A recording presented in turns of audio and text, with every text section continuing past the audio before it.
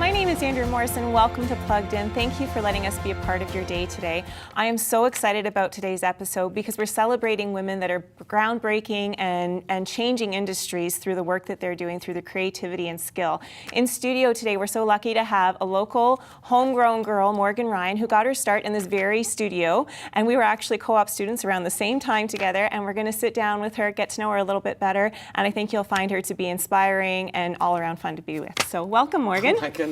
What an intro. It's awesome to have you here. Thank you. Yeah, it definitely was like a blast from the past. I've done Rotary auctions and stuff in here before. Yeah, so we know your voice because it's so iconic to our local audience, but it's great to see you in person and for our audience to get to know you a little bit. Perfect. So full disclosure, we've both been gifted with the mentorship of Marlene Corey, who produces this show, who's a local Athena Award winner this year and is groundbreaking in her own right. So what was that experience like for you starting out as a teenager in the field? I'll tell you right now, if I were, this is like a full circle moment. Yeah. She was the only woman that I had worked with from the very beginning in media that gave me that itch to do it. Yeah. Because I was like, I see myself in her. Yes. And just obviously she's so friendly, like molded me into what I thought I could be. Yeah. And even though TV was not the route that I went, it was a good start. Yeah. You know, especially at such in a high school age, I kind of was like, yep, this is what I want to do for sure. Yeah. And there were so many like little tips and tricks that I still use to this day that she taught me back in 2000. Yeah, this is such a great training ground for people because you just get to dive right in, and it's amazing to see what journeys and paths that people take from this kind of launching pad, right? Yeah, and again, we were co-op students at the same time. You just continued on your way and I did my own thing and we're back. Yeah, it's awesome. It is so awesome. So tell us a little bit about yourself for our viewers that don't know your backstory, because you have an incredible backstory. It's pretty I was reading the notes and I'm like, oh my goodness, I didn't realize you had done all these incredible things. So you've had quite a life. So I'm a Windsor girl. Yeah. I went to Massey, went to the University of Windsor, co-op here. Then I did an internship at DRQ, it was 93.1 DRQ. It was the Morning Revolution morning show. Because my voice is so deep, all my life I got, even as a kid, like, you should be in radio, like your voice is so deep and it has a nice tone. And I thought, well, I like to talk, so let's get paid for that. Yeah. So then my mom always listened to morning radio. That was what, she's a teacher, always, it was on like our little red boom box in our kitchen. So I kind of grew to like love these personalities and I got to know them. And I was a kid, you know, listening to The Breakfast Club in Detroit. So yeah, my sister and I, my twin sister Kendall and I did our internship at DRQ. We were the twin turns, because we're twins, they like to call us that. And then we were kind of set to work there, and then they flipped formats, which happens a lot in radio, where they kind of just let everyone go. They went with like a no DJ format, and we were like, oh no, what are we gonna do? We kind of had an in, and then that was gone. And then we went to the Cayman Islands. Well, if you're gonna land somewhere, why not land there? Why not? So it just ended up working out that my first real broadcasting job was next to a palm tree. That's pretty awesome. Yeah, we lucked out. But you know, there's the same issues. I always say, like, everyone's like, why'd you come back? And it's, well, it's just the same problems, just with different geography. Not that I had problems, but it's the same thing, you know. But yeah, 6 years I spent there, and I worked at a morning show there for like a top 40 radio station. I got thrown into the fire. I was a morning show host with a guy named Jason Howard. It was Z99, and that is literally where I learned everything. I don't know if the same for you, where for radio or TV, I feel like you have to do it to know how to do it. Yes, yeah, it's sink or swim kind of thing. Yes. And it's much like that with teaching. Like, you can have all of the preparation in the world, but until you're thrown in the environment, you just, all of a sudden you have to rely on skills and be on the fly and be flexible, and your brain's just kind of firing in all different directions. For sure, and I think it's hard though for anybody getting into media, because the only way to do it is to practice, and but you have to have a foot in the door. So, I mean, I grinded. I still, even up until where I'm at now, you just don't stop because you're hustling the whole time. And that's the thing. It is. I mean, life in general, working is a hustle, but you have to love the hustle. Yeah. What do you love about it? The job is so unique. Radio, I like to talk, obviously,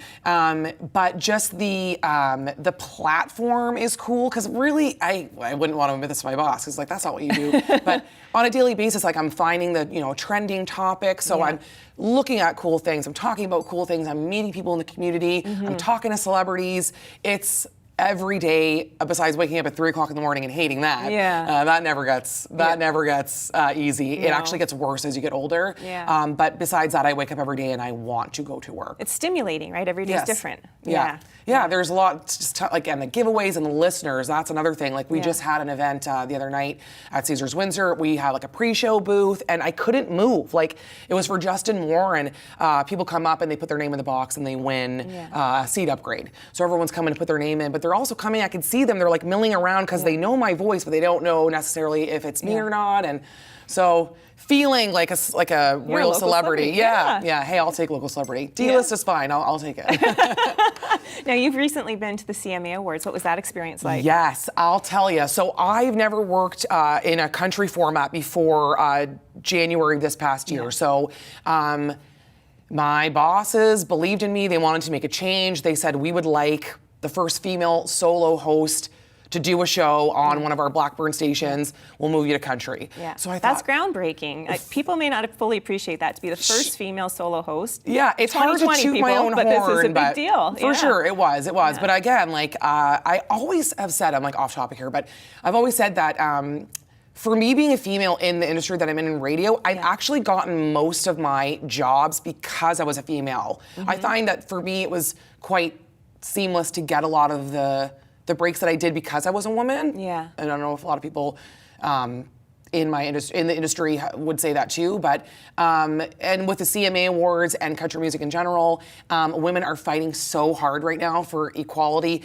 with playing their music, getting airtime. So to even be in this position that I'm in and then go to the CMA Awards, it was a blast. Have you been to Nashville before? I have. Holy moly. It's a city. Vegas, man. Yeah, it is. I was there for 3 days. I think I slept for like 6 hours. I believe it. And that city has had such a renaissance in the last 10 years, right? For sure. Yeah, it was a blast. And you know, even like I said, I had never done anything quite like it before. I've been in radio for like over 10 years, and we were backstage. I'm like 3 feet away from Luke Combs. Garth Brooks' wife, Trisha Yearwood, is standing next to me. Amazing. And I'm like, I was in awe. I was very lucky. That's it was great. Cool. It was a really cool experience. So you chose to come back to Windsor because you have family connections here, and what's that been like, that transition and basing your family life out of Windsor? That's a conscious choice you made. For sure. It wasn't a conscious choice when I moved back from the Cayman Islands. I applied everywhere. I was like anybody. I'm like, I will work in Thunder Bay. No offense to Thunder Bay people. I will go where it's cold. I just came from somewhere hot. I just want to do my job. And then I applied to the mix with Blackburn, and they hired me to be like their fill-in girl. And then, but at that time I was dating Scott. Scott is my partner. We actually went to grade school and high school together, and he had moved home because he was moving home. He was always going to be going to live in Windsor because he's very close with his family. So it wasn't an option for him for me to go anywhere else. So I was like, fingers crossed, hope this works out. And it has. That's so awesome. I've been with Blackburn for, I think, for 6 years now. Yeah. But yeah, it was very, very important to me to move home from the Cayman Islands, to be with my family and hopefully live close, maybe Toronto, but it ended up working out. Yeah. Yeah, it worked That's out. wonderful. So I'm back living like a couple streets away from like the house that I grew up on. Same with Scott. Our parents are literally 5 minutes away from us, so which is helpful with twins. I was going to say that was my next question. So a lot's changed in 6 years. You're now a mom of twins that are just under 2. You were saying before we started. Yeah, they're 2-year-old twins, boy and girl. Oh my goodness. They're like little dictators who are hungry all the time and rule our house. Which is why we have grandparents that live very close. That was a conscious decision. Like I think I said to my mom when I was pregnant and I found out, I'm like, so you're gonna move in, right? Like you're gonna move in and live with us. But that's what I say to people that have twins. I'm like, you should really have somebody move in with you. But my sister Kendall lives with us. How's that work for you? Unbelievable. Like, because there's so many, nowadays, there's so many unconventional living arrangements now. Like it's normal, you know what I mean? And she is over the moon being able to grow, see the babies grow. What They're a not blessing. babies anymore, but for sure. But I'll tell you, you got to have a third person. Yeah, it takes a village. That is the saying. Yeah, as That a is mom the of saying. 3, it's the juggle and the struggle is real, right? Like Yeah. you can sugarcoat all you want, and I love my daughters dearly. Yes. But you need support. You have to be open to. And that's the letting thing people about help women, you. though. Yeah. The mom guilt is insane. It is. So I always feel so guilty if I even and they don't care if I ask my mom, hey, can you just come pick them up from daycare? Or and I don't usually because of the mom guilt and the Pinterest moms, which God love ya. Yeah. But I like even the photos that new moms take every month, I was like, I have to take the perfect photo. And then, the moms that'll say, well, it's a couple days late. Like, nobody cares, you know? Or even breastfeeding. That was a big story in the news about how it's been dropping. And I was, like, determined to breastfeed. The pressures we put on ourselves, right? Yeah, for sure. For what, though? Because no one's asking me now that my babies are 2 if I nurse them or not. Nobody cares. They care when they're newborns, but nobody cares now.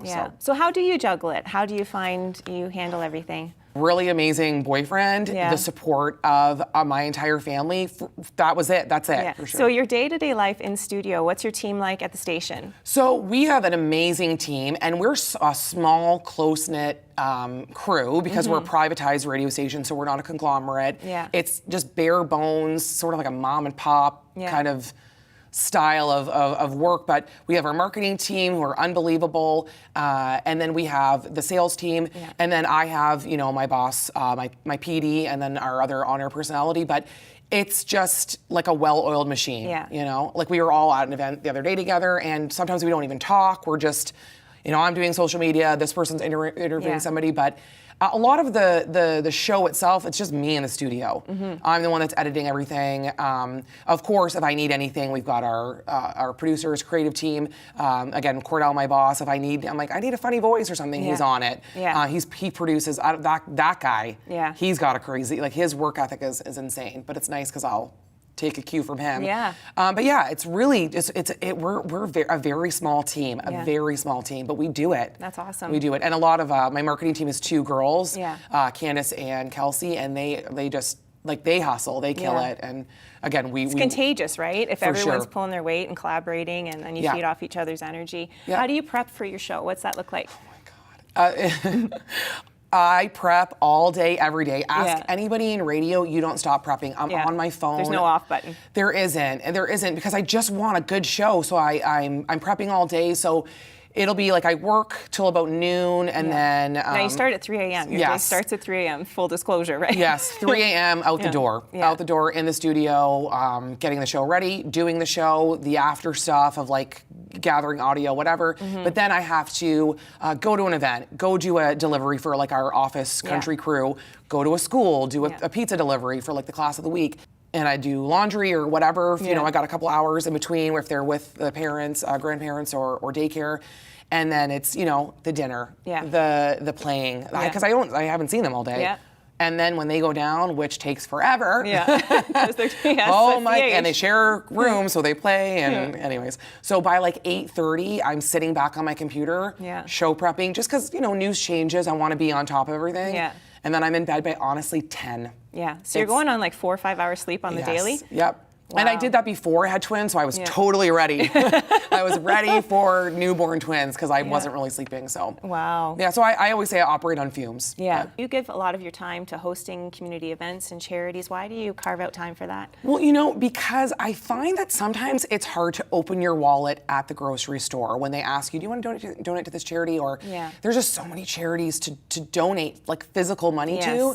So I say if I can't afford to do that, I will volunteer my hosting abilities to all of these charities. So that's why it's hard for me to say that I have one that I devote a lot of my time to, because there are so many opportunities for me to host something, and that's just the easiest way to do it, you know? To give back in your own way. And I'm always why do you need me here? Because some of these organizations, I'm you guys are doing an excellent job. I definitely, now that I'm a mom, and I don't know, there was that story in the news about the food bank that got robbed. So sad. It just, anything that has something to do with somebody not being able to eat on a daily basis, just drives me insane. We live in Windsor in 2020. It's Canada. How is a kid going to school without lunch? Or the downtown mission, super near and dear to my heart. Yeah. It just boggles my mind that somebody has no place to sleep. I just, how is that possible? Yeah. So I like a school lunch program. I like to kind of involve myself in that. And again, Scott's in the school system. Yeah. And he just, like the other day was looking at our cupboards, he's like, we're not eating these granola bars. I'm gonna bring them to work. And that just like breaks my heart. I know. Breaks my heart It is. thinking about it. It is. And my husband's school is one that's in an area where they have a food program, Yes. and you kind of take things for granted, and then you hear about these horror stories, and it does, it breaks your heart, and it's something totally fixable, right? Yeah, it is. It is. It's easy as that. Then you get into the topic of like teachers that are providing more than their paycheck on these things, but that's why I know that there are these organizations that exist in Windsor, but that's something that I'm pretty passionate about. Canadian Blood Services, we just worked on a big blood drive, because again, that's something where you don't need to open your wallet and it's in you to give. You've heard the ads. Yeah, it's impactful. It's a scary thing if you've never given blood before, but again, it's one of those things where you show up, give yourself 40 minutes out of the day, and it's, because can you imagine if something happened to your family and they're like, you know what, we don't have that blood type right now. We're low on it, we don't have it. That would be horrendous. I couldn't even imagine. So. No, that's awesome. So tell me about your advice that you would give to people starting up or trying to break through. What have you learned over the years, and what advice you would impart? This is so funny because I always ask the questions, so I'm like, I know, what? I'm on the other side of the table. Is this how I make people feel? I'm trying to be nice, Morgan. I'm trying my best. Is this how I make people feel? Oh no. I guess we live in this world now where I feel like women are told to just push everyone out of the way and I don't think you need to do that. I think we need to accept that we should, what is the word? Coexist. And we can lift everyone up. I just live on in terms of like my career and what I do on air, it's all about positivity. Yes. I'm telling you can't sit idle in media, because there is somebody going to school for it. There is somebody that's working on their Instagram or their social media or their YouTube skills. I feel like that's how I got my foot in the door, because I wasn't going to take no for an answer, that squeaky wheel gets the oil thing. Yeah. And in the beginning, say yes to everything. Yeah. And I'm still doing that now, Yeah. and as you probably know, you do the same thing. You can't say yes to everything, I think, as you get older in your career, but in the beginning, you say yes to everything. Yeah, be open to the possibilities of what's out there, right? Yeah, and then again, that's how I feel like if you're working on a brand, that's how you do it. Yeah. You got to brand yourself.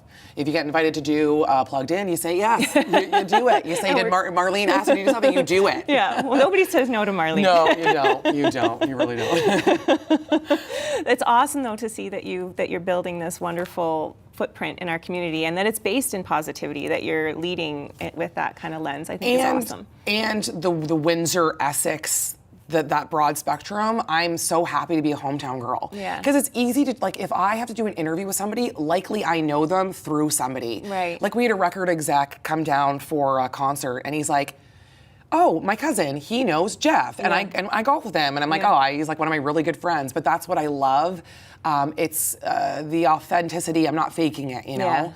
It's easy to work and live in Windsor and Essex County because I grew up here. Yeah. You know. But being authentic is so refreshing for people, and you can just tell when someone's just comfortable in their own skin, living their best life. And I think that's why people connect with you. And I have to be honest though. I am like the most insecure person. I mean, we all are, but I'm going to fully admit that because that's like a bit of like, mental health. Like I know I need to like work on that. You know, Scott will tell you I'm like a maniac at home, but it's just we all live in this insecurity, but we don't have to. No. You know, because really, like even when I was coming here, I'm like, what shirt do I wear? What people are going to be watching this going. Yeah. I don't like her lipstick color, but we shouldn't do that, you know. Right. We have to live in this, everything should just be positive. Yeah, and just kind of live in the moment for what it is, right? Yeah, but I do feel like I will be in radio for a very long time. I hope. Yeah, well, we wish you the best, and we're so thankful that you came in and we had this time to chit-chat together. You're so positive and energizing, and congratulations on all your success. It's awesome. Thank you, and to you too. Well, Full circle moment. Yeah, it's awesome. I appreciate it. Thank you for watching. You can catch Morgan every morning on Windsor's Country, and we hope that you enjoyed this interview. Please stay tuned.